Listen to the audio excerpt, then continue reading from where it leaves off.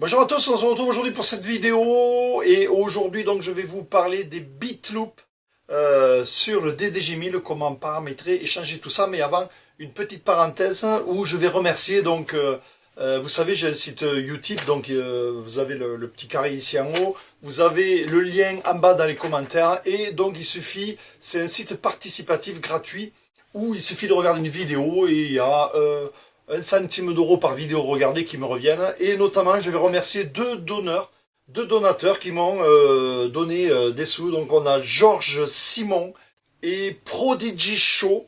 Voilà, donc remerciements ainsi que les 32 sur les 5000 abonnés, ça fait pas beaucoup, mais c'est toujours ça, 32 gars qui ont joué le jeu, qui ont cliqué sur des pubs. Voilà, 32 qui ont participé, qui ont cliqué sur les pubs. Donc cette vidéo aujourd'hui, je vous l'ai dit, je vous le redis, donc les BitLoop, comment paramétrer les BitLoop sur le DDG1000. Sur le DDG800, c'est exactement pareil, grâce au MIDI-Learn et grâce au pad editor. Voilà, donc je vais vous faire voir tout ça en détail, vous expliquer. Et effectivement, on peut faire beaucoup de choses, et notamment une astuce, c'est Xavier du groupe Recordbox ZJ French User qui m'a donné la puce à l'oreille. On peut, via le MIDI-Learn, modifier les paramétrages du BitLoop, le fameux bouton BitLoop en haut du DDG1000, vous savez, il est bloqué sur un BitLoop de 4 temps. Voilà, on a beau modifier les paramétrages de Recordbox, et bien ça reste toujours. Mais, grâce à l'astuce de Xavier, effectivement, on peut, via le MIDI-Learn, modifier tout ça, et je vais vous faire voir tout ça en détail. Allez, donc, pour ceux qui ont le DDG1000, regardez bien, ceux qui ont le DDG800, c'est exactement pareil.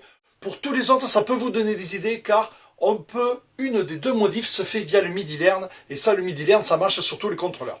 Voilà, donc, on y va tout de suite, c'est parti.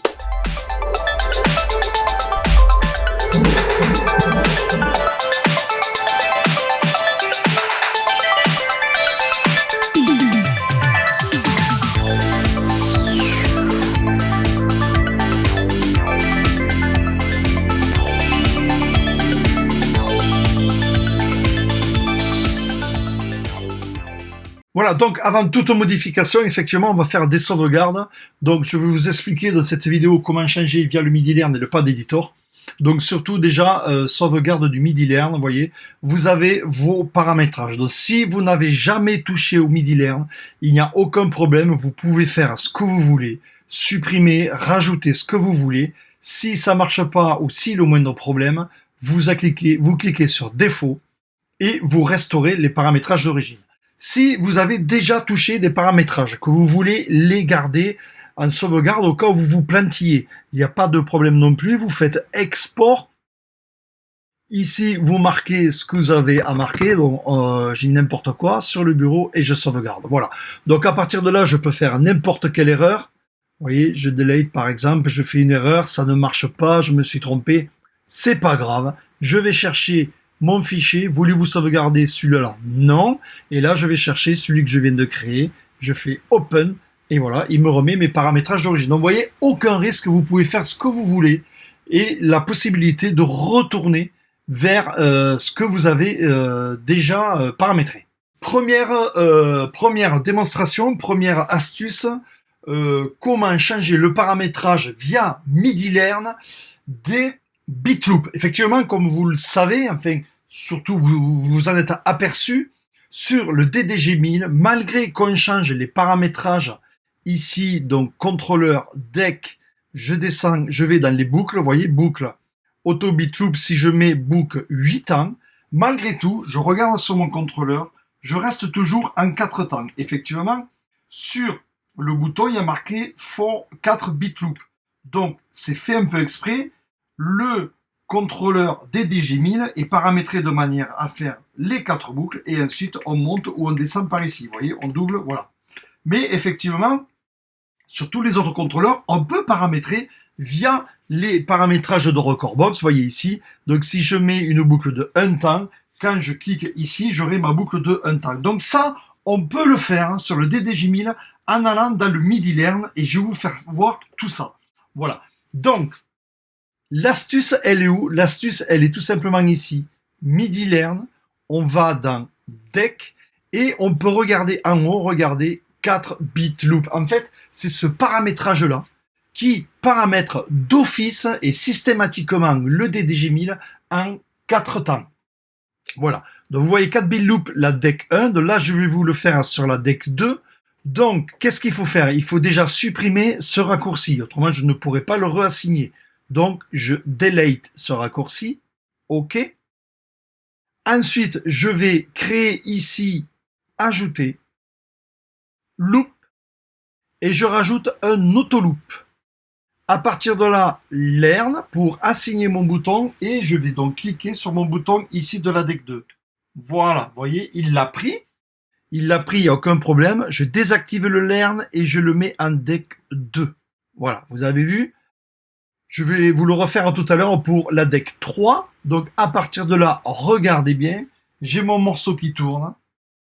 Je clique et je suis passé, regardez, en loop de 1. Je défais, je change mon paramétrage dans un record box et je veux une boucle de 8 temps. Je clique sur le bouton et j'ai une boucle de 8 temps. Vous voyez, c'est marqué.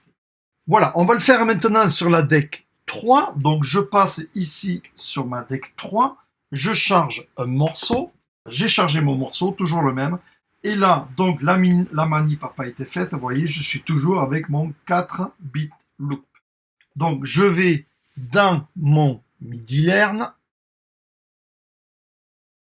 ici. Donc, c'est la DEC 4. Je supprime la DEC 4 que voilà ici. Je la delete. OK. Je rajoute mon autoloop. Add loop. Autoloop. Learn pour assigner mon bouton, je clique sur le bouton. Voilà, il l'a pris en compte. Je décoche et je le mets sur la DEC 4.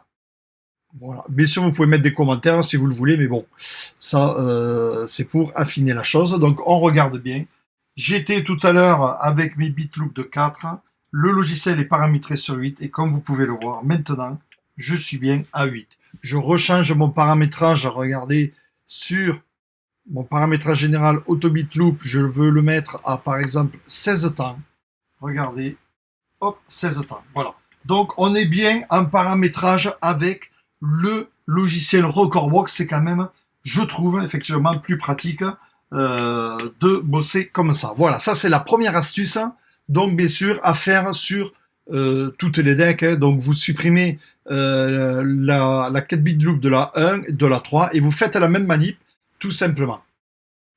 Donc, vous pouvez repasser la vidéo si jamais vous n'avez pas saisi toutes les manips.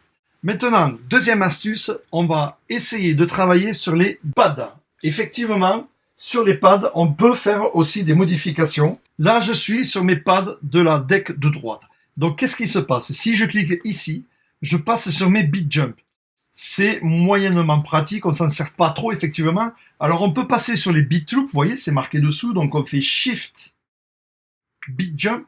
Et là, je suis sur les beat loop. Le problème des beat loop là, c'est que je suis sur un 64e, un 32e. Pour aller dans les bits intéressants, il faut changer de page. Et là, je suis sur 4 temps, 8 temps et 16 temps. Voilà. Donc, on peut modifier ça via le pad editor. C'est personnellement ce que je me suis fait. Donc, au lieu d'avoir le beat jump au premier clic, je vais mettre les beat loops au premier clic. Et en plus, je vais mettre 4, 8, 16 temps, les temps dans lesquels on se sert le plus souvent. Démonstration. Alors, on revient sur Recordbox et là, on joue avec le pad editor qui est ici.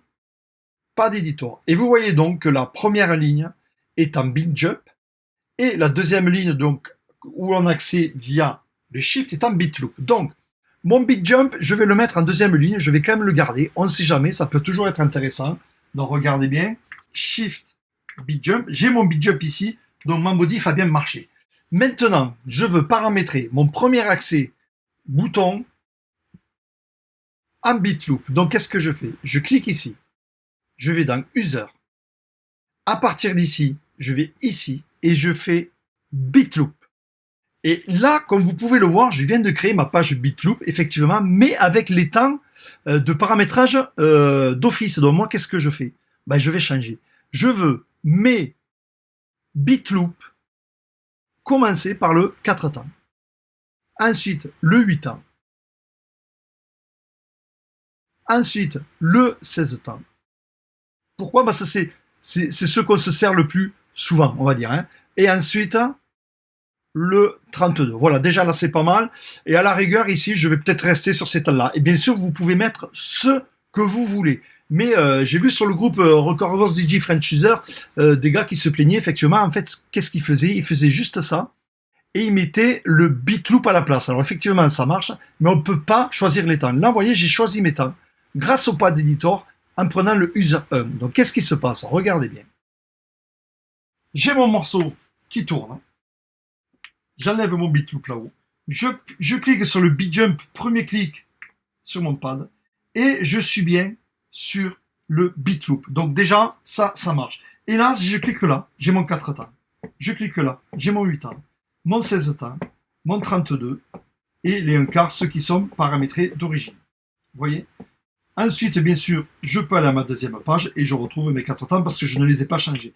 Donc, l'avantage de ça, c'est que d'entrée, vous cliquez sur le beat jump et vous arrivez au temps désiré de ce que vous voulez.